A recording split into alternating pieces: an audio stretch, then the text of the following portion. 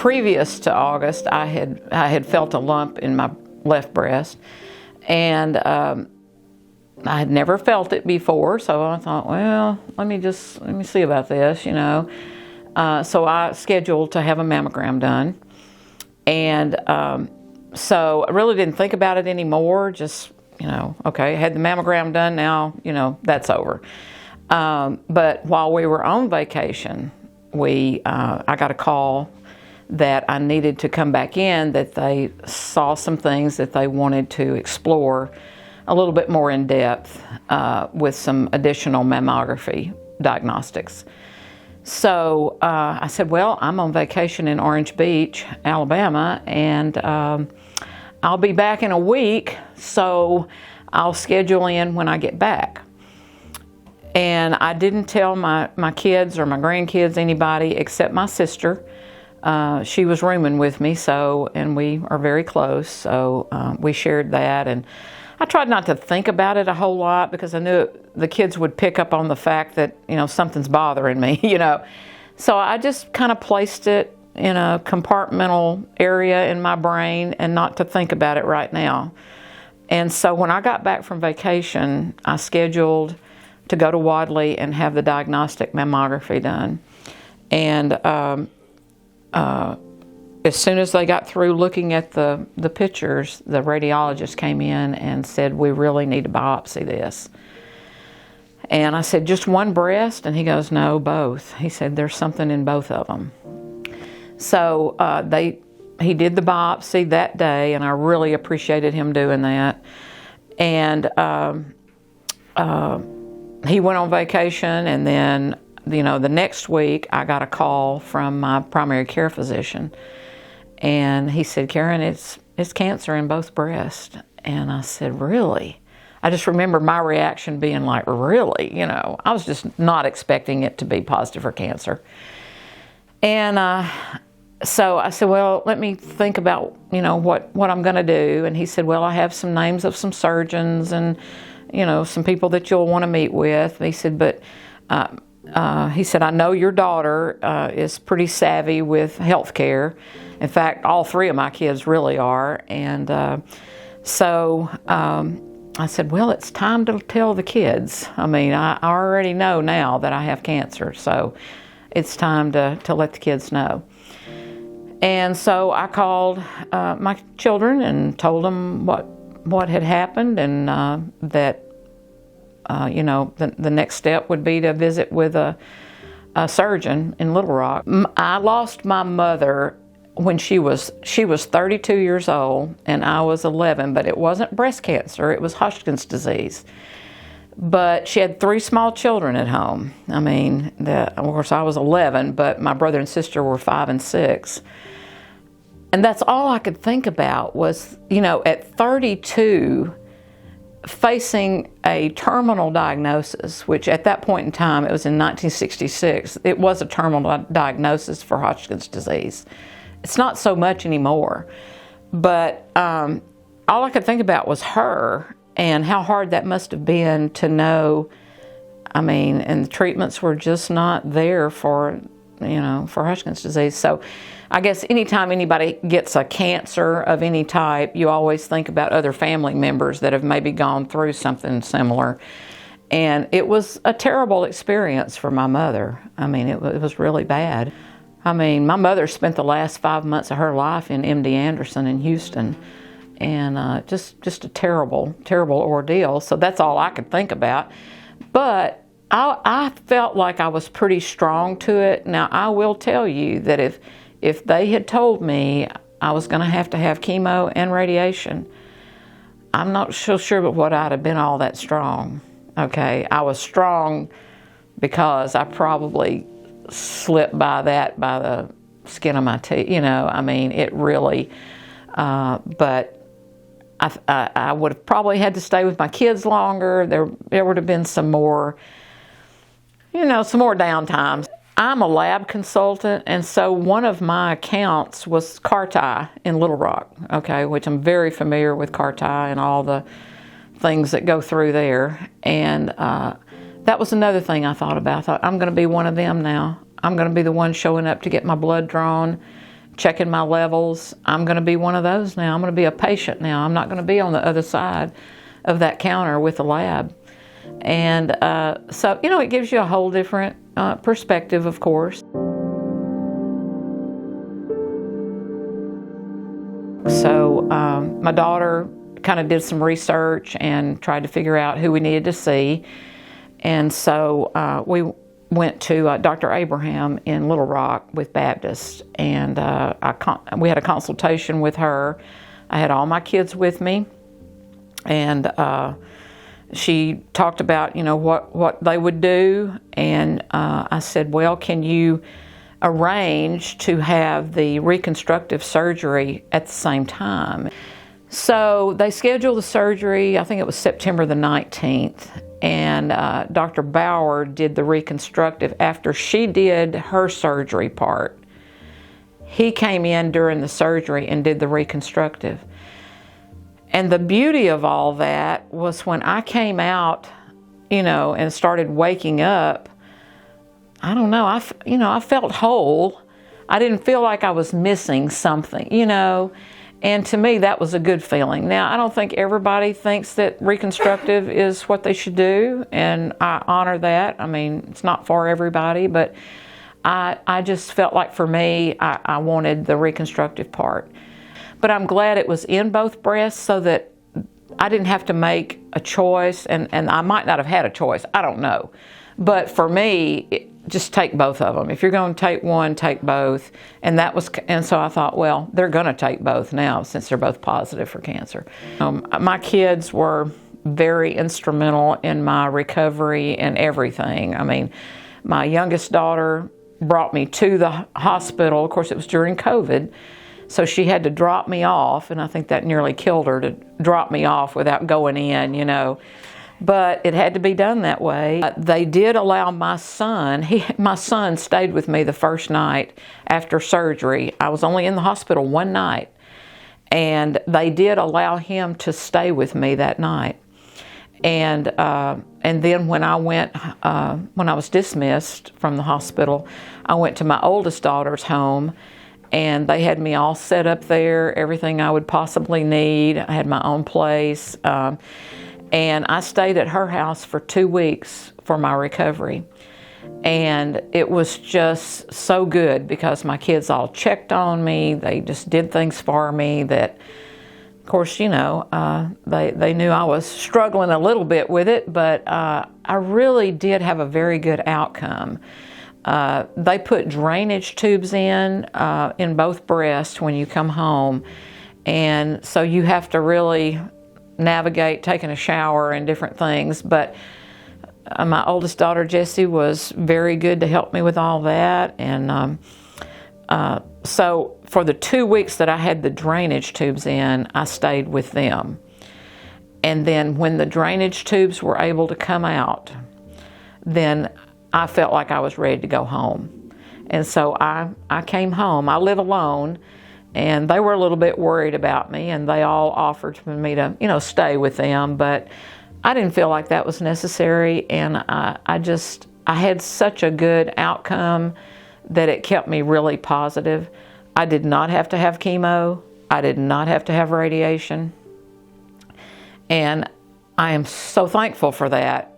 And I do realize that other people do have to do it, and I would have gone through it too if I'd had to, but I was really thankful for that. So the only real thing that I have to do is take one pill a day for the next 5 years. And it's an estrogen blocker. And my tumors were estrogen related. So that's the reason for it. And I can take the pill once a day. Believe me, I've got it on a schedule to take it. I just did not try to dwell on it all that much. I kept myself pretty busy. I'm self-employed, and so my income depends on how much I can work, okay? And maybe because of me being self-employed, I thought, I cannot get down on all this. For one thing, I've had a good outcome. I've got to jump right back in there and do the best I can do, and that's what I did. Now, had I been under chemo or radiation treatment, I probably wouldn't have been able to bounce back as quickly. But I mean, I got back on the road within about 3 weeks post-surgery. And I'm not saying it was comfortable all the time, but I managed to make it work, and I continued to work. And, you know, I mean, maybe the fact that I was self-employed was the motivator, because I had to keep my business going. I'm not married, but I have 3 wonderful kids that are grown. They have families of their own, but I'm telling you, they paid close attention to my needs in every way possible. I mean, whether it was food that I liked or comfortable surroundings. I had my own bedroom, television, bathroom, you know, everything that I needed. I'm fortunate that I have family, and I have good family.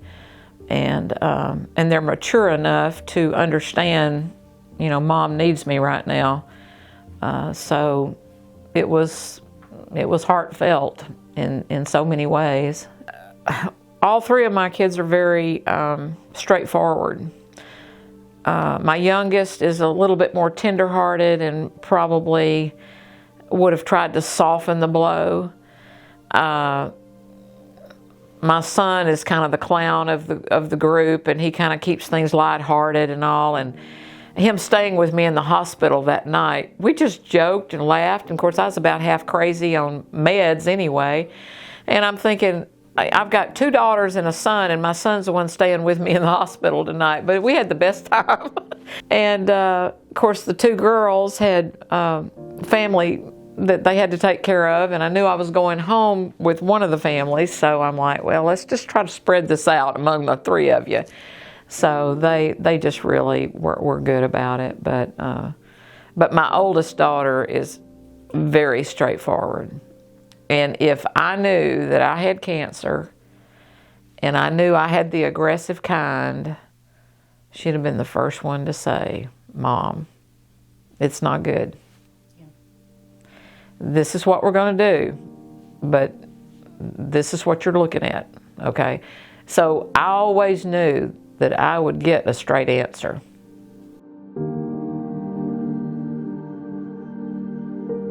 All my family, I don't want it out there because I want to deal with this on my own, and then we'll see. I don't want a whole lot of responses. I didn't want to do it that way. But I knew a few people in my community that I knew had been through it, and I did reach out to a few of them. Not a big group of people, I didn't. But I'm also willing at any point in time to share, and that's why I was willing to do this, to share with people my experience. And actually, I have a real good friend that I call on, one of my clients, 36 years old, has breast cancer, is going through chemo and radiation now before she can have the surgery. And then she'll have the surgery. And I'm wishing her the very best. And I've tried to be very supportive. She's very positive. She has a great outlook. She's got a small child at home and a husband. I think she's got a great network of people that have surrounded her and the community there.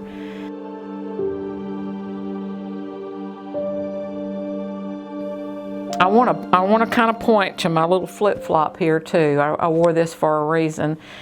Of course, it's pink. That's one. But this is just how your life can flip-flop. This is how it can happen. I mean, it might not be a breast cancer diagnosis, but could be a car wreck, could be anything. So this is sort of a reminder, and I bought this flip-flop while I was on vacation on that trip.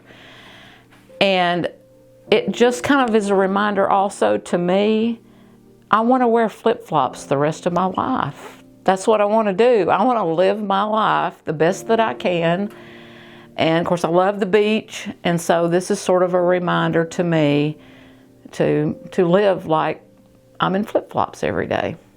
I think always in the back of my mind, because of my situation with my mother, that I always worried that I probably would end up having something like that. It's just, as a kid, you're thinking, oh goodness, I'm probably going to have something terrible like that, But then once you do have something that's diagnosed and you know that you're going to have to face that, yeah, you look at things a lot differently. I'm sure I even looked at things differently while we were at the beach that week.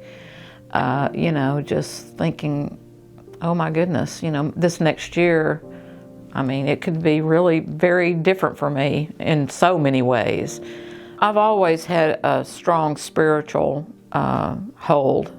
I know who my maker is, and I know where I'm going.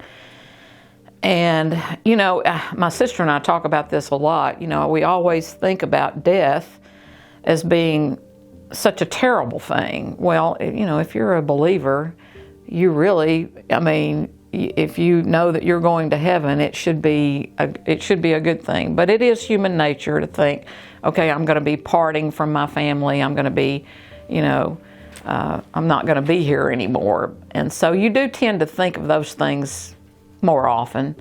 And as you get older, same way.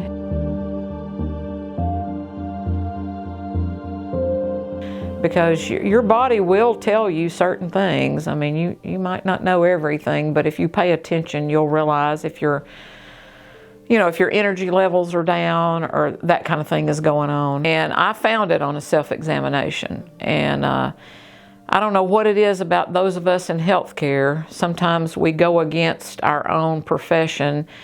It had been, I think, 2.5, maybe 3 years in between my last mammogram and the one that they picked up something on. And I'm not proud of that. I should have done it. I know better.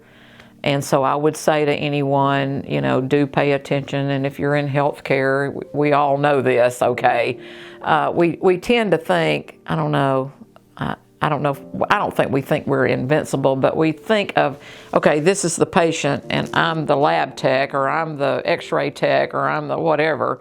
And we're not really thinking about us being the patient.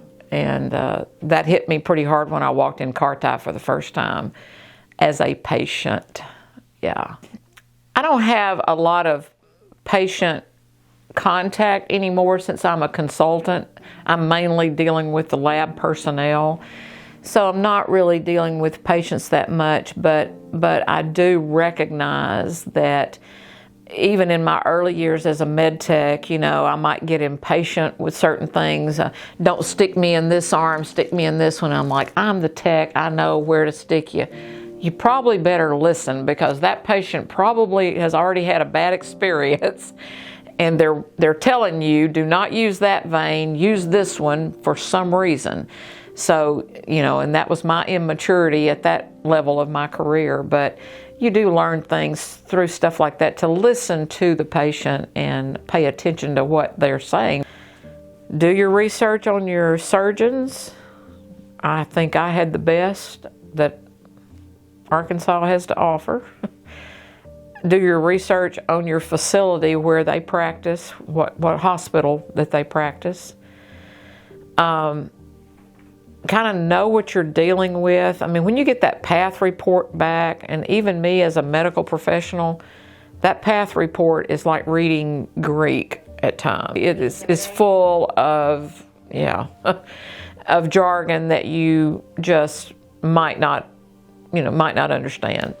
Talk with your doctor to try to have a clear understanding of what you're looking at and have them break it down into, something you can understand and you can walk away feeling like I know what I have and I know how they're going to treat it.